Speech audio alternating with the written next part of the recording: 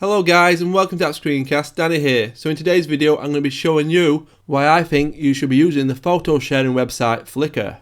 When most people think of Flickr, they think about sharing photos with the world, but in fact you don't have to use Flickr in this way. If you choose to, you can keep your photos private or even just share them with your friends and family. Now with Flickr you can upload full resolution photos and also video, and you've got 1 terabyte of free space to use. So when you take that into account, this is a great way to back up all your photos and videos, but also just expand the storage on your mobile device. Because when you think about it, we take a lot of photos and videos on our mobile devices, the space soon runs out, so why not store them in the cloud?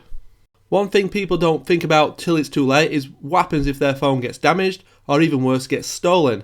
You're going to lose all your photos and videos what you got stored on that mobile device, so it's definitely a good idea to back your photos up to somewhere else, if it be an external drive, to your computer, or even to the cloud such as Flickr. The reason I recommend Flickr is a good backup option is you don't have to connect your mobile device to your computer regular to make backups.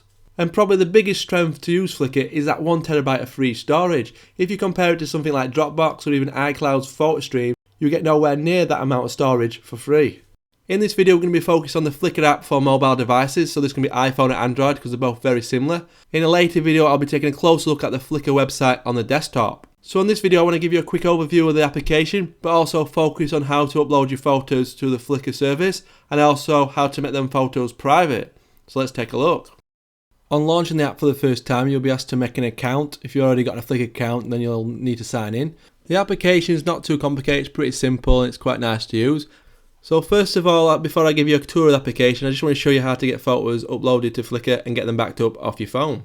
So now let's tap on the camera button. So this is where you can take photos within the Flickr application if you choose to. This is something I don't use a great deal. I usually just hit the camera roll button and upload photos from there.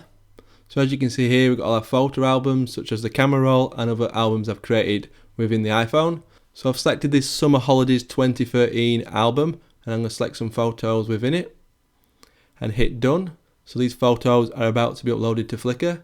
You can add some filters to your photos and things like that if you want to, but I'm not going to bother. Now it's asking me to name each photo or just name all the photos at once. So I will do, and I'll just call them Summer Holidays 2013. And this will be all photos, all 6 photos will be getting named here, as you can see at the top where it says all 6. If I want to individually name them, I could. Now I can choose the privacy setting of these photos. For example, are they going to be public? Are you going to be sharing them with your friends or family? Or I'm going to keep them private. So I've selected private, only you will see. So that's what we want. By the way, by default, it's set to public. So every time you upload a photo, you need to then change it to private. But a good tip for you is if you go into settings, you can change this to private by default. So this will be really handy so you don't have to remember to keep changing each photo to private. Now I can just hit upload and upload the photos to Flickr if I choose to. Or if I want to organise them a little bit better, I can tag the photos up, things like that. But more importantly, I can add them to a set. So since these are all meant to be a summer holiday, I will add them to a set called Summer Holiday 2013. Got a few other options there you can check out, but I'm going to keep this tutorial nice and short. So as you can see there, hit the upload button and now all 6 photos are uploading to Flickr. So now they're not just on my phone, they're also backed up to the web, which is great. So if my phone ever gets damaged or lost or anything like that, I know my photos will always be in the cloud.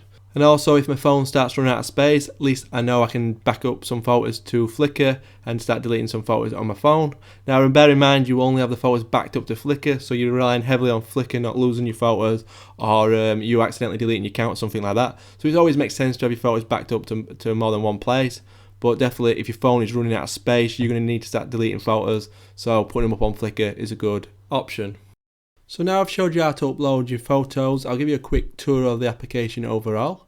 So let's take a closer look. So here I'm currently on the contacts and groups feed, so all the people you may be following on Flickr and all the groups you're a part of, you'll see all any recent photos which have been uploaded from your contacts or your groups. Next up we've got interesting and nearby. So the interesting is anything that Flickr thinks you might find interesting, probably popular photos and content on Flickr.